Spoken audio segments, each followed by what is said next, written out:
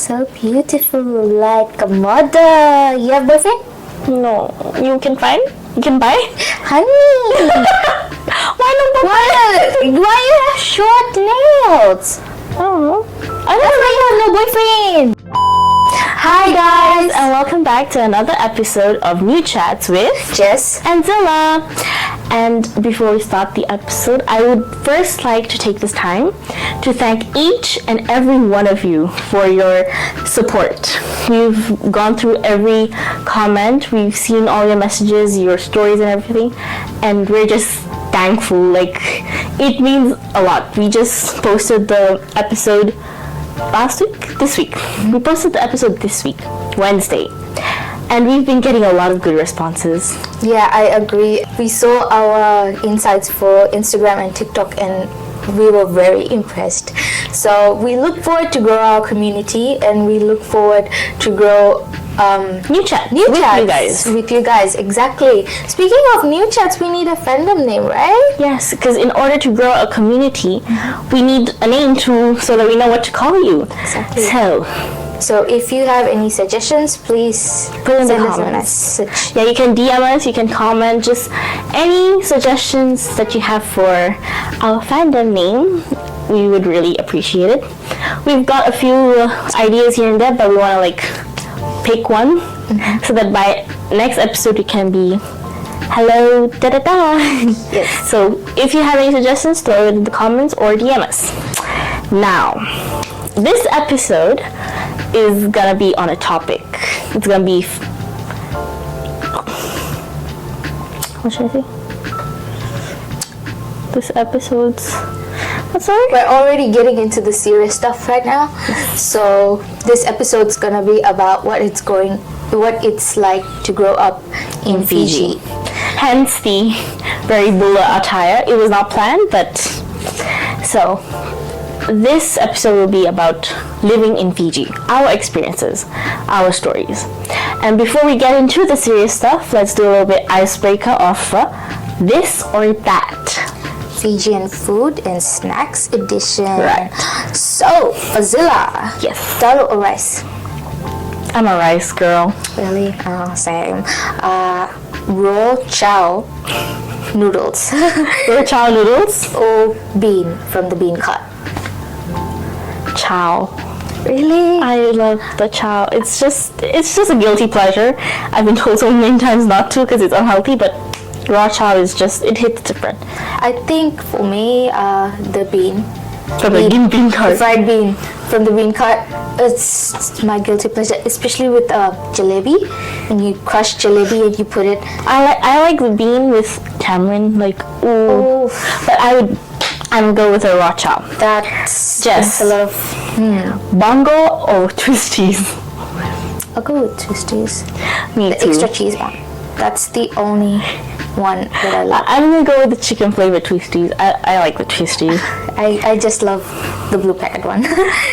Next one, mangosteen or monkey's ball. That's also wrong. You know the red ones, the peach. Yeah, peach. In Fiji, we call it monkey's ball. Plum. It's a plum. I thought it was the peach this entire time. Yeah, so mangosteen or monkey's ball.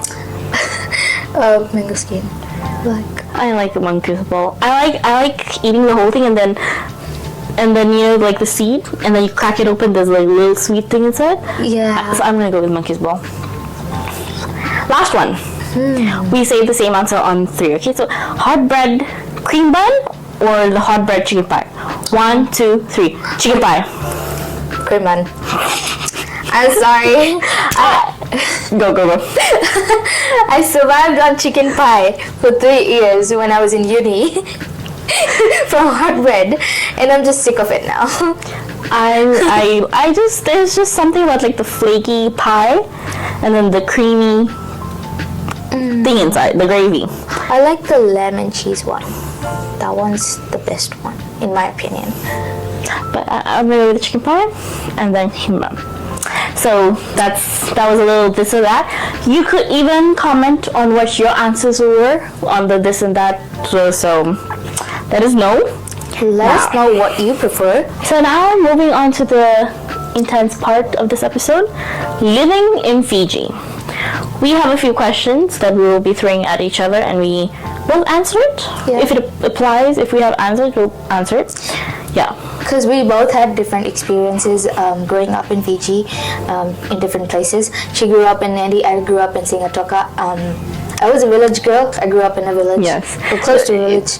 Which brings us On to the edge of our the village. Sorry? On the edge of the village. But that brings us to our first question: town kid or a village kid? So Jess said she's a village kid. She was raised in on the edge of the village.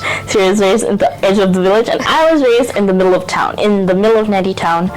I lived there from when I was in from kindy to form 3. So that's basically my entire childhood. And first of all, it was noisy because it's in town. There's cars zooming past, and then in the middle of the night, I lived where the nightclubs were nearby, so you could hear drunk people just yapping here, yapping there.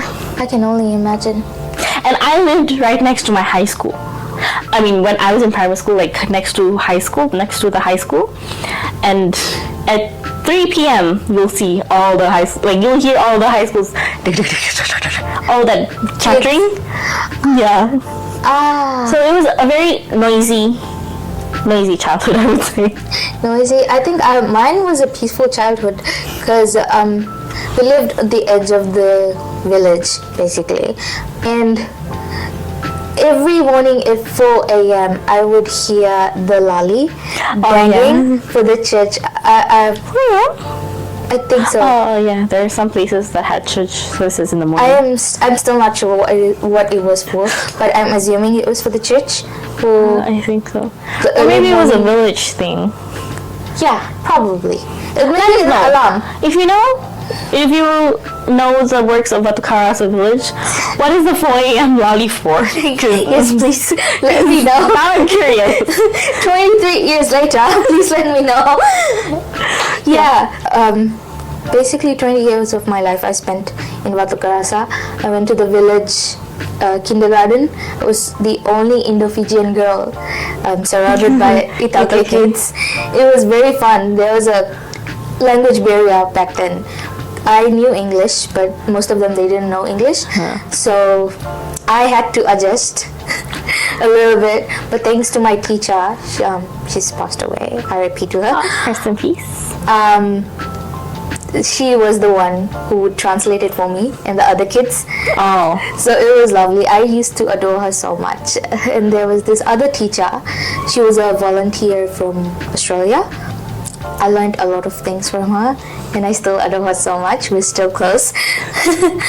So yeah, my childhood was pretty much very peaceful, I can say. It was just me and my dad for most of the part. So going to school, come back home.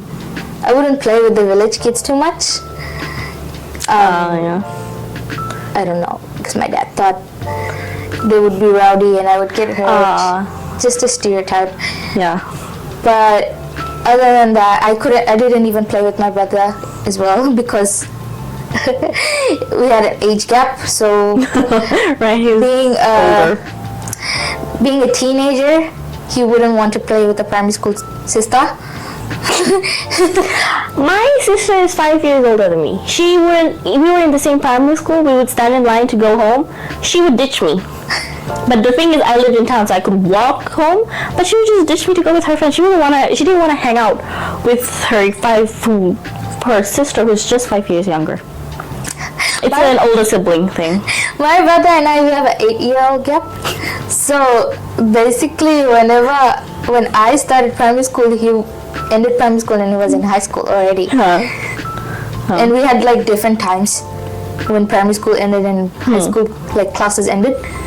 So sometimes I would wait for him, but then I grew independent and then I just went my way home. Plus, I lived 20 minutes away from my school, so I lived 5 minutes away from my school, and I used to take the long way home just to explore. I would catch the bus, and there was a lot of people who knew me, so I guess I wasn't very worried because at the end of the day, I knew I would get off with these kids. Oh, because yeah. we basically live in the same place. One childhood thing that I feel like I missed out on was like the bus, because I could walk to where I lived, and then after school when we had lines, and then I saw this line moving to go to the bus, and I was like, I want to experience that. But now I'm experiencing that in my work life, because I have to catch the bus to come here. So I think it worked out. I guess it worked out. Okay, now moving on to our second question. A standout memory of your childhood.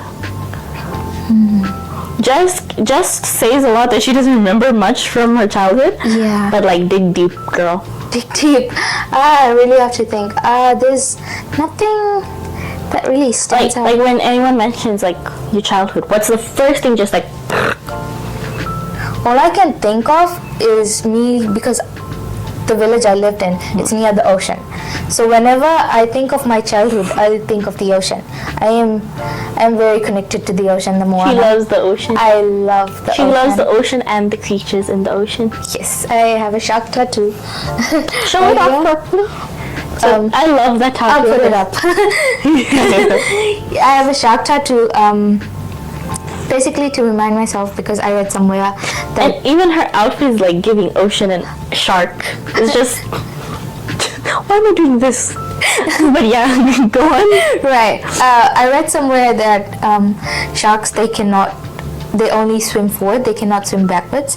So that's like a memory for me to always keep moving forward. It's like a just keep motto. Swimming, like Dory says. Swimming. Just keep swimming. So yeah, I love sharks, I love whales, and I love the ocean. In my work, I usually write about the ocean and the environment way too much. Yeah. That's a good thing. That's a good thing. It's good to like create awareness. Yeah. Right. Yeah, so whenever I think about my childhood, I think about the ocean, because it was just right across my house. And I loved listening to the ocean when I slept at night. It was the best thing ever, and I miss it so much. All I heard when I slept at night was beep, beep, beep, beep, beep. Oh. What about you? What do you miss about your childhood? One memory that I have when my childhood, I grew up in Vilwell Street, Nadi, like smack dab in the middle of town. And I had this best friend back then. Her name is Flory. I don't know if she's gonna watch this. I had a friend called Flory too. That's so weird. Like she was my bestie.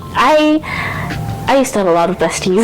But yeah, she was my bestie in primary school. We were in different classes, but then we came back home to the same thing. So I was in one compound that there was like the fence, and then she was in another compound. My favorite memory is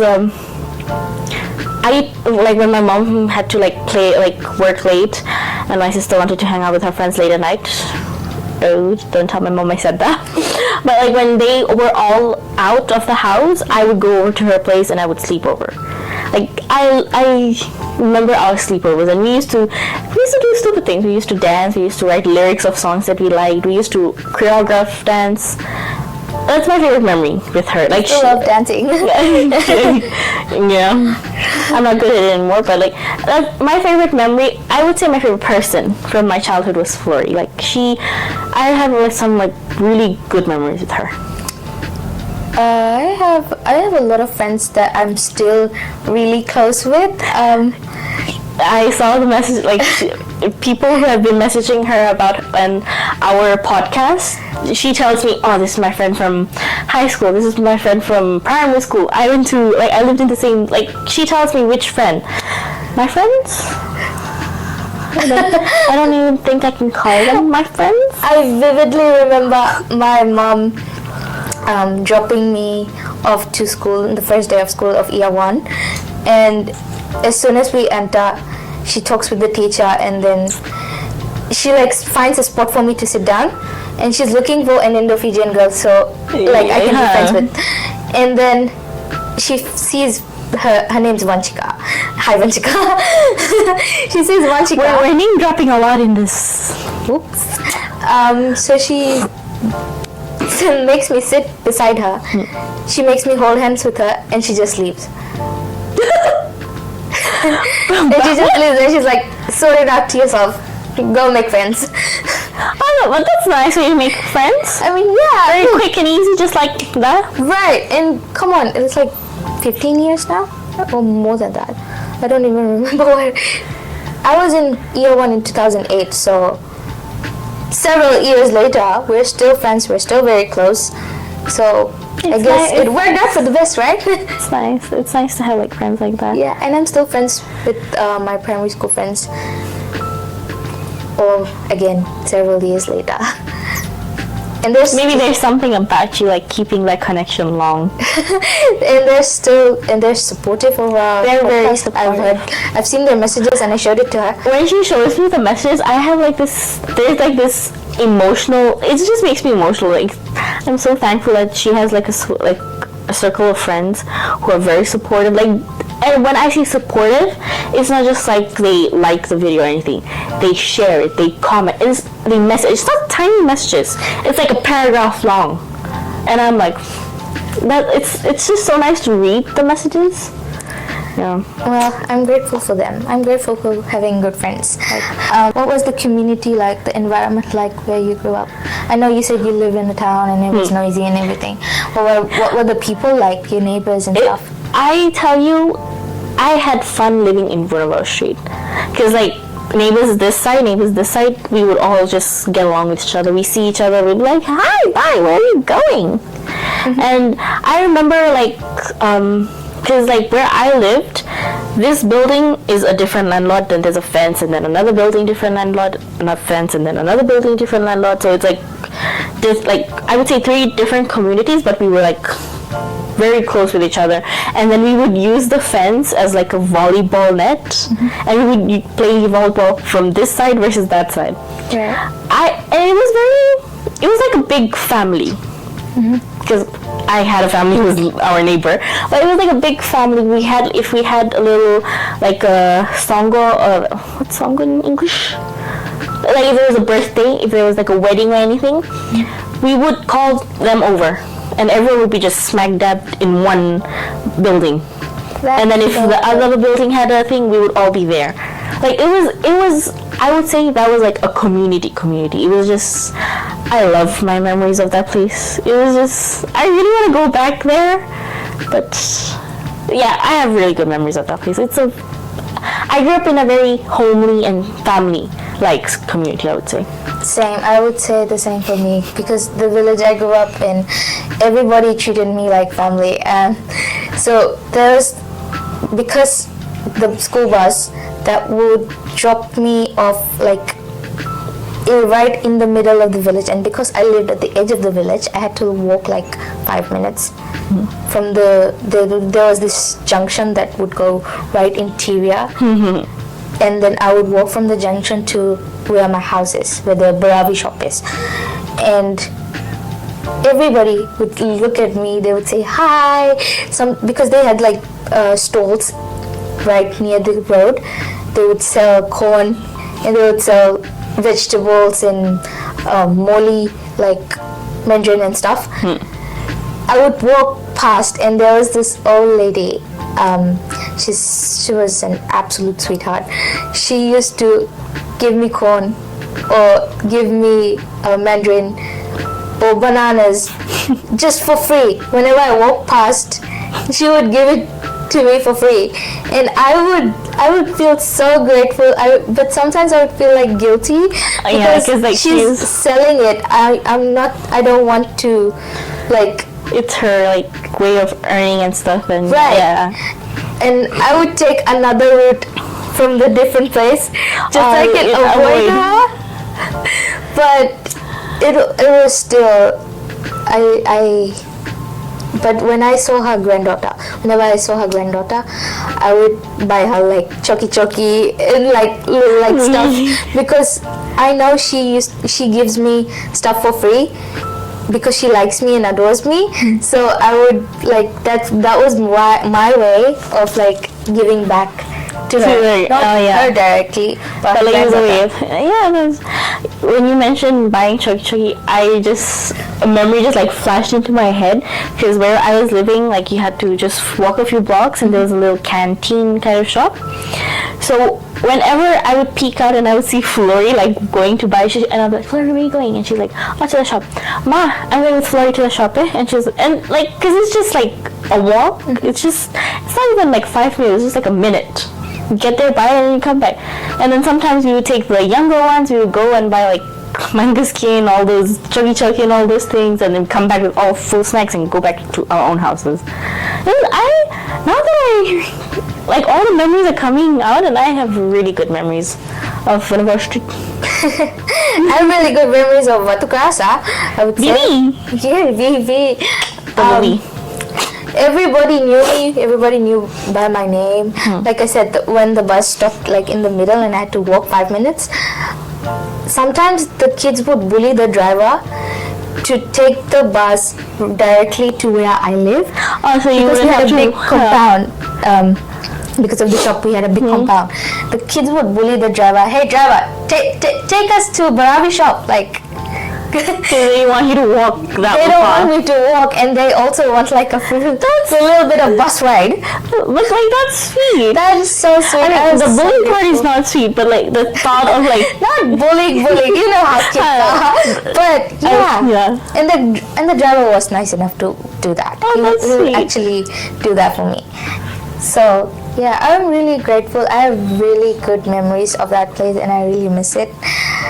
It's a very big contrast, like shifting from living in a village to going to the city in Suva, and then 3 years there, and then coming here to Nadi and living with my extended family. So it's a bit of a adjustment, but really I would do anything to go back to Batu Kerasa. From the people in the village to the people in town, to the people in the nearby village, and to the people who worked in the shop. Yeah. Everybody was so good, and I have so many good memories with them, and I cherish them all. So I really miss them. I was raised and I've lived in town my entire life, but like when we do like visit my mom's village. What's my mom's village? Like Kanaingaula Mabiti. Shout out to if my family or my Vasus are watching this. Yeah, so whenever we would visit the village, it was a very big contrast. Like it was peaceful. And it was like right next to the village, like ocean. I would love like just sitting by the ocean and just watching the ocean. And then everyone in our little village were like, we knew each other from the top to the bottom. It was all family. And then it was such a different thing, because you wake up in the morning, you have breakfast with the entire like extended family who were like nearby, and then there was like on Sundays we would go to church. I kind of miss the village life. I mean, I like the village life, but I don't think I would be able to like live. I can go and visit and stuff, but I don't think I could live in a village because I've been raised town side. You're a town girl, urban girl. Village life is fun though. It is fun, because one memory from the village life that like my mom's village we would do is when we play pani. What's pani? Like the tin pani, like stack up the we didn't stack. We it was like baseball, no? It was like baseball. We just have to use our hand as the bat. You throw it and then no. We don't. No, like we our pani. The same pani. No, our pani was like literally baseball, but you use your hand as the bat, where you have to hit the ball and then you make the runs and all that. I never used to play because I'm not an athletic person. I remember pani, like we would find trash of tuna cans or like tomato cans, tin tomato cans, and then like stack it up, and then we have like a small ball. You throw it and then you try to when somebody is like trying to stack it up, you try to throw to that person. No, that's different pani. Yeah, I think it was called pani. Yeah, and the person has to avoid it. But once you stack it up, your group wins. There's like a two group. So, two different versions of pani. Nice. Interesting. So the question we have is multilingual and how it influenced your upbringing. So I'm multilingual. So I also speak. My English is good. I wouldn't say fluent, but like my English is good, and then I'm fluent. Not fluent. I'm not fluent in any of my languages, but I speak English. I speak Itoke because my mom raised me. My Itoke mom raised me, and my Hindi is very rusty. So my Hindi is broken, but I am trilingual, no? Right. I don't speak other languages. I can speak Shuddh Hindi too because I took vernacular Really? classes in primary school. Yeah, I was pretty good at it. I can speak a bit of Korean. A little Annyeonghaseyo. bit Japanese, konnichiwa. Yeah. So how it influenced upbringing? My family would always, like my Itoke family, whenever we went to town together, because I'm like walking in with Itoke family and I look Indian, they would tell me always speak to us in English, so that I think because so that if anyone I know I meet in town and they're talking about me in Itoke, I can understand. Like they always told me it's a plus point that you know Itoke but your face doesn't show Itoke, so that you know if it's the Itoke students or your Itoke kids, the ones in school, are talking behind your back and you know it. So but I was like, no one.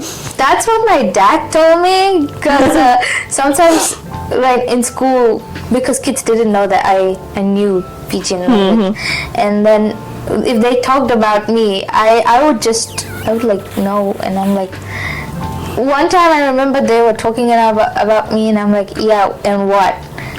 And they were like, I was surprised. They were bamboozled. That's like a situation with my sister. I tell you one thing, my sister, she's full Itoke. Her Hindi is much better than me. So they say Shame on you. But my Hindi is better now. It's better now, but it's still rusty.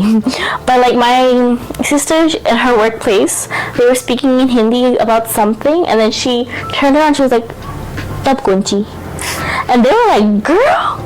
My Itoke mom understands Hindi. My sister speaks good Hindi, much better than me. So to be honest, it is kind of shame on me. But then one thing is, because this was one moment, but I felt really not ashamed, but I felt like that person was rude. So I think I was in form 4 or 5, something like that. I speak English to you. I will tell you in advance if you're Indian. I will tell you in advance that my Hindi is bad, and I will speak to you in English, but you can speak to me in Hindi. I will understand it. So I was talking to this was after school, I was talking to one of my classmates in English, and I was full on talking to him in English, and then this other guy from another school comes, and they're talking, and I'm talking to them in English, and then the other guy turns around and is like, why are you not speaking in Hindi? You're trying to be high shot. He said that, and I just looked at him and I was like, I can't speak Hindi. That's why I'm speaking English. But like, you don't understand English? So they would assume that you're like a white kid. They would assume that I'm white kid if I'm speaking in English. That's why, like in my work life now, whenever I meet a client or like if I go out, and if they speak to me in Hindi, I will warn them beforehand. My Hindi is bad, so I'll be speaking to you in English all the time, full time. That's a very big assumption, considering we live in Fiji. Everybody, I mean, it's not uncommon for having mixed race. Fiji is a multi-ethnic, multicultural country. You choose the language you want to speak in, but like English is a universal language. Right. Everyone understands it. So if someone's speaking to you in English and if you think that they know your language, just don't assume anything because you don't know the full story. Right. Yeah. So that's the important thing. Okay. For me, I would get made fun for my accent. Not my English accent. For my Hindi accent, which is weird because I'm South Indian, right? And my parents, my dad's family, majority of them, they speak either Hindi or they speak Tamil, which is the South Indian languages from Chennai. Like Tamil people speak Tamil, right? What am I saying? Anyways, because I grew up where my Hindi was like majority of my Hindi words were mixed with Tamil words, So I would have a thick accent. Like when I would speak, I would I have this accent, and kids, my own race, own Indo-Fijian kids, would mock me for my accent. Words like aki. They were I'll say aki, and they're it's aki. Aki, just say aki. There's a different way of speaking. Right. I speak Itoke in an English accent. My mom and then my whole family understands me now. So, but that's another thing. You don't know the full story. Right. And so I would get mocked for my Hindi accent because I'm South Indian and I have a heavy South Indian accent when I speak in Hindi. And some people would immediately recognize it. They'll be like, "Oh, you're Mandaji, you're South Indian," and I'm like, "Yeah." And then I would be like, "How do you know?" Because I do not look Mandaji. And they would be like, "Oh, because of your accent." But for my looks wise, because now I have straight hair because she straightened it. I straightened it. Her clothes are very cute though. I heat damaged it. So, but when I was younger, I would have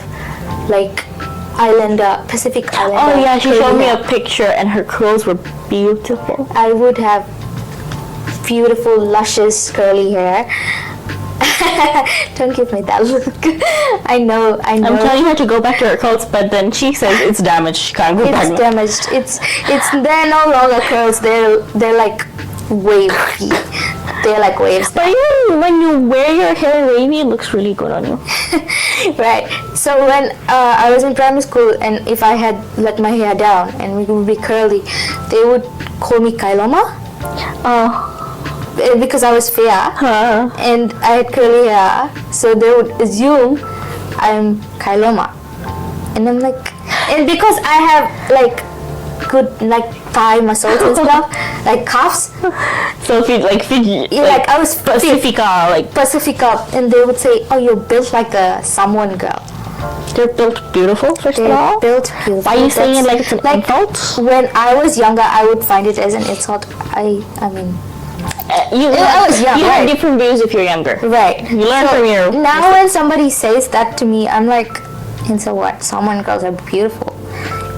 Kailoma girls are beautiful. Pacifica girls are beautiful. But I see them doing the hula on my TikTok for you because I'm girl, why can't I move like that? But I just came to mind, did I ever tell you that when you came in, I thought you were half Tongan? No way.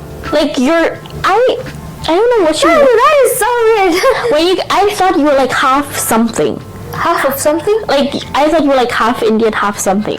And when you walked in and then you started speaking English, I thought you were half new, you were half Maori. I thought you were half Pacific something. So you thought I'm a fruit salad? Like me. I thought so new. Did I never tell you? I thought you will have something, because I don't know why, but her features kind of give Tongan. Or is it just in my head? I don't know. I don't see it, honestly. No, at first glance, but now that I see her face every single day. Now that you know, I am not mixed. But seeing you in this getup, it's still kind of giving. I mean, I take it as a compliment. Even though I am fully Indo-Fijian, there's no speck of indigenous blood in me, or maybe there is. I don't know. And then the funny thing is, I'm half Itoke, and I'm full Indian. It's not a bad thing, but there's no feature of me that looks Itoke. Everyone I've met says, "Oh, you look full Indian. Your face is full Indian," which it's not a bad thing, but I want to have catfishing. I want to have something. But yeah, I mean, I think that's a compliment. Pacific girls are beautiful. I mean, my culture, South Indian girls are beautiful too. Everybody is beautiful. Everybody. All girls are beautiful. So we've talked about languages and stuff, but now let's talk about the cultural identity side, because I look Indian, but since I was raised in an Itoke household by my Itoke mom, my Itoke sister, by my Itoke aunt, my personality, my actions, how I act is all Itoke. So in primary school, I I looked too Indian to be with the Itoke guys, and then I acted too Itoke to be with the Indian guys. So I was hanging out with everybody, just So you here, didn't there, know here, there. where you belong. Yes, because like there are cliques, like of the Indo-Fijian gang and then the Itoke gang. But I was like everywhere. I used to talk to this one, but I did not belong anywhere. You were like in the middle. I was like not really lone wolf, but like a wandering wolf. Oh, I like that, wandering wolf. I mean, I would say maybe that's why I moved so much. For me, it wasn't something like that. Nothing related to like the cultural or the race aspect, but like because I grew up basically alone. I grew up watching things from the Western media, like TV I would be glued to the TV because my brother wouldn't play with me and my dad wouldn't let me go outside play with the other kids. So I would just stay inside and watch TV all day because I had nothing else to do. So that's how I learned English too. My mom. That's how I learned English too. Right. I mean, I read, but that's how I read. Before kindergarten, I already knew English. So look at us. What's the word? Overachieving. Right. So so I was like very much indulged in the Western culture. So whenever I hang out with my cousins or not my friends, I think my friends were okay, but because I used to hang out with a different group of friends, like the Itokes and the Indo-Fijians, everybody. So, but when it came to my cousins, they would actually they would treat me like I'm a white kid. Like they would say to my face that, "Oh, you act like a white kid," but it's not my fault. It's not the way we were raised. That's the way I was the same raised. thing for me. My sister and I, we were raised on TV. Our mom raised us by values, but like our actions and the way we talked, it was through TV. I used to watch Filipino things, and in my household there's Filipino. It's because we were raised on those things. Right. So it's not, and my dad wouldn't my parents wouldn't take us out very often, to other people's places. So when it's the school holidays, then I would come visit my grandmother here in Nadi, or my maternal side of the grandparents in Mendovi, and so everywhere I would feel like I am very different from my cousins. Because they treat me differently, but at the end of the day, it's not my fault. So, Mom and Dad, I hope you know where you went wrong. Sorry. No comment. No comment. But okay, what's a value or life lesson from our childhood that we still follow today? My mom taught me a lot of life values, and I think I've carried it on, but I can't name them off the top of my head. But I think one is respect. Just respect, regardless if they're older, younger, whatever they are. If they're white, black, brown, pink, yellow, whatever they are. That's a universal thing. That is supposed to be taught at home. That should be the foundation. Because respect is gonna get you a long way, and I love hearing this from my boss, another Dipti mention, but she's said to me countless times that my mom raised me right, and it feels like that the values my mom has instilled in me, I have portrayed them and I've shown them the right way. So I every time she says that, I get teary-eyed because I was raised by a single mom. She raised two beautiful younger daughter, but two beautiful daughters all alone. And she raised them beautifully. We are good. I would say, I don't want to brag about us, but I would say we are very respectful, and we're mannered kids. Yeah, I mean, for me too. I guess I was raised by single parents too, because my parents are split, like they're divorced, and me and my brother, we would either be at my mom's or my dad's.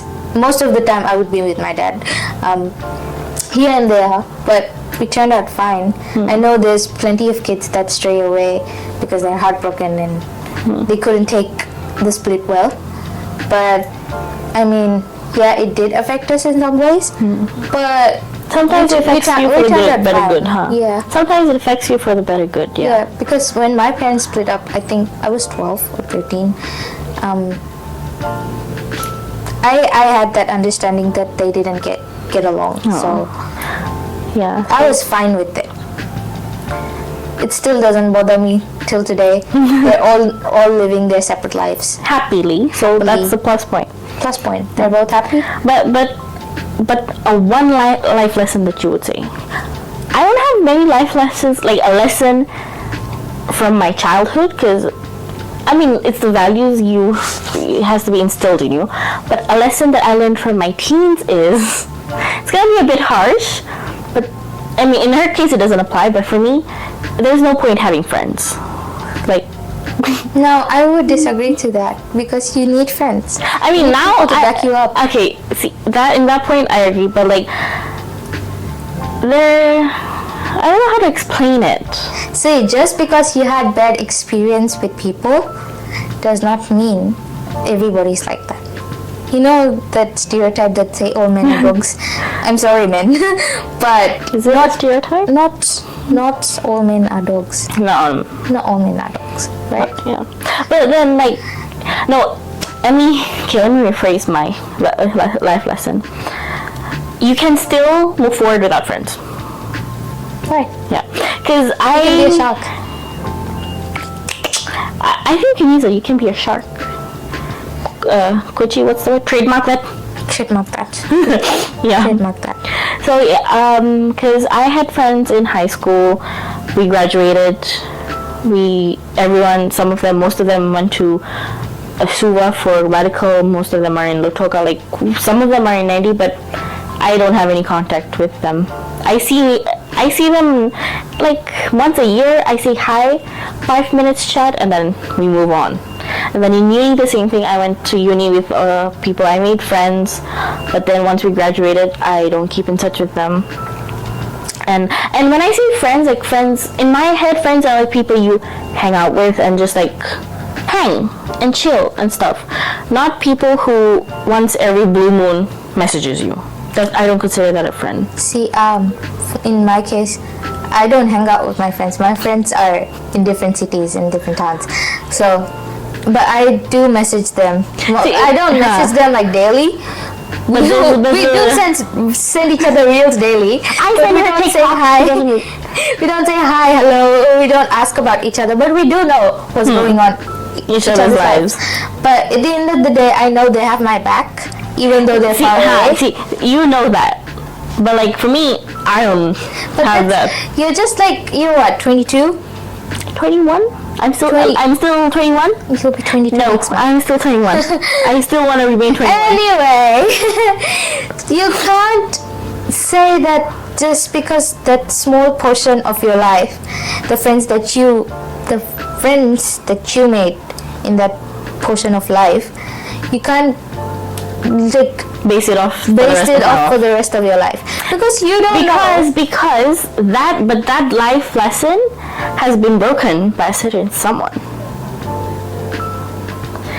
I have like a good friend now, and like even though we see each other at work most of the times, I like to I message her whenever I'm dying. Whenever there's little things happening, I message her.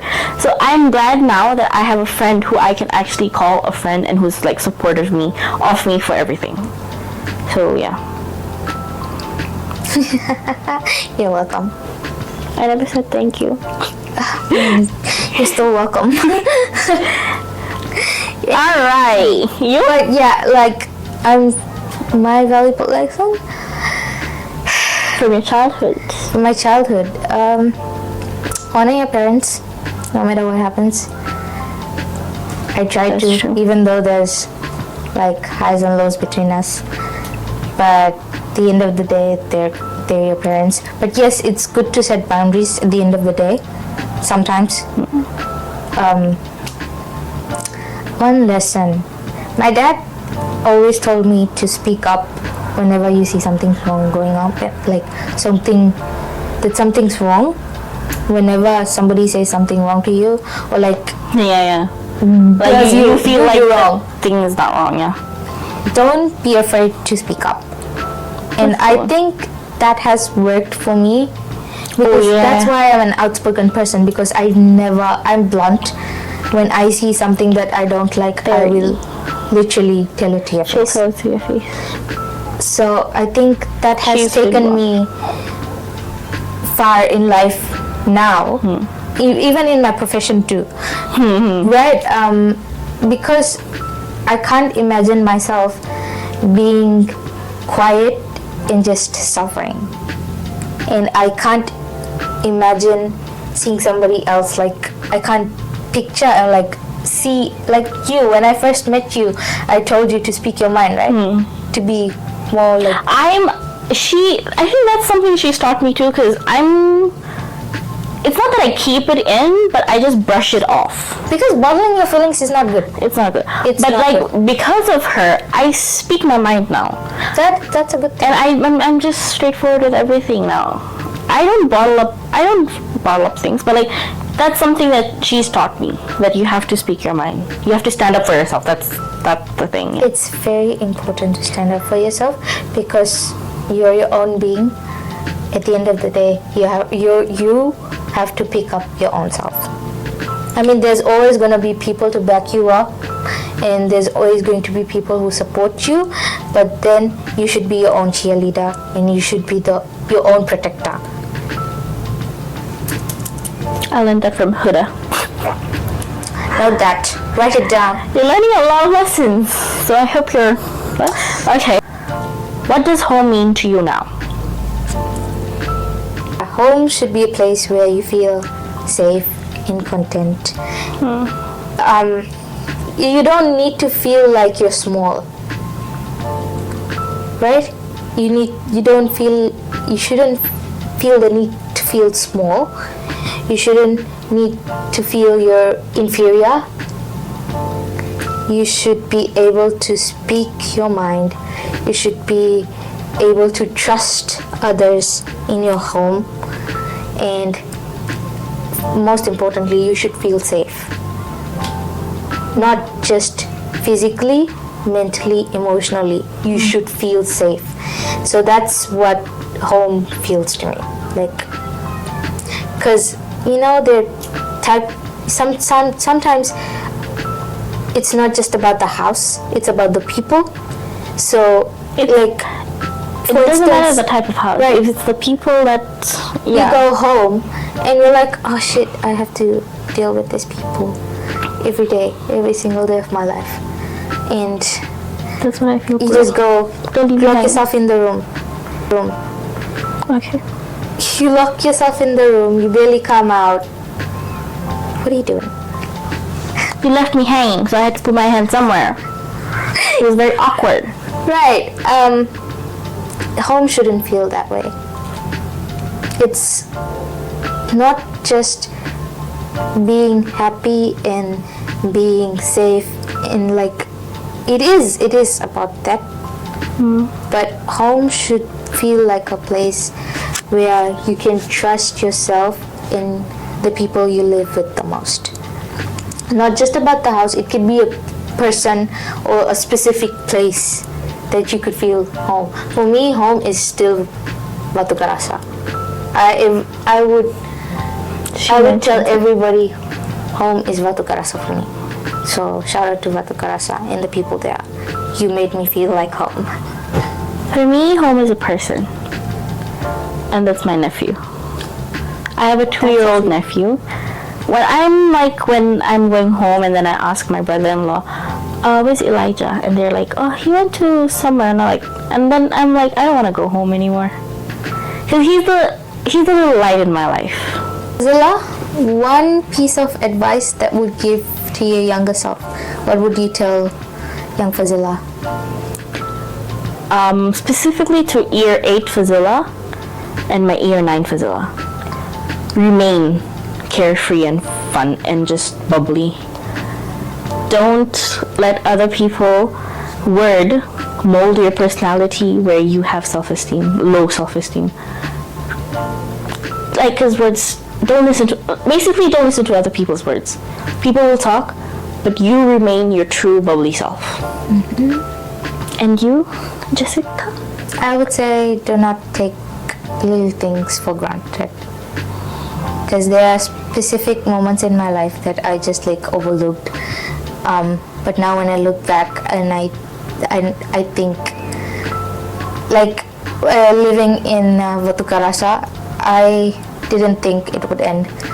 So I just took it for granted. Now when I look back, I miss it. So yeah, don't take people and don't take little things for granted. Be appreciative of what you have and the things you don't have. And the things you don't have. Yeah. Right. So that was an intense episode.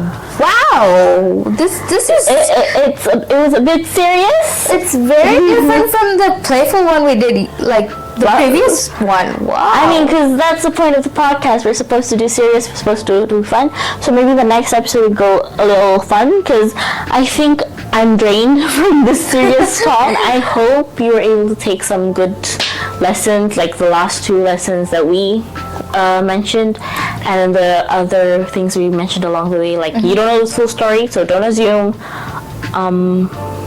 and some other things that I don't remember now. But I hope you enjoyed this episode. Oh gosh, I'm like still drained from that conversation, girl.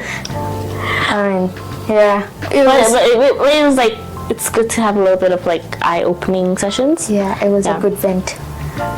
Yes, now that was a true vent. That was a true vent. That was the true inspo for our podcast. So be good, be nice, be kind, love one another, love your neighbors, love your parents, your siblings, maybe. Don't take things for granted. And look forward to our next episode. Bye. Oh wait, sorry, my bad.